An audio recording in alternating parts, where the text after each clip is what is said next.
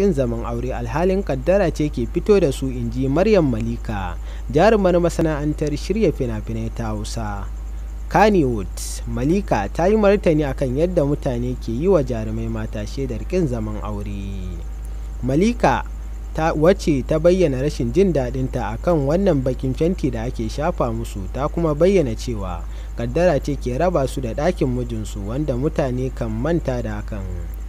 Jarumar ta ce duk burin wata 'ya mace da iyayenta bai wuce ta samu miji ta yi aure ba.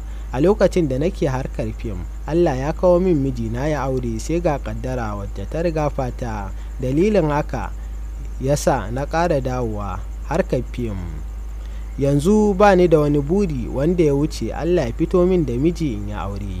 Shin akwai masu ra'ayi irin na jaruma Maryam Malika? A gaskiya wannan ra'ayi nata gaskiya ne, domin kimar kowace 'ya mace gidan mijinta.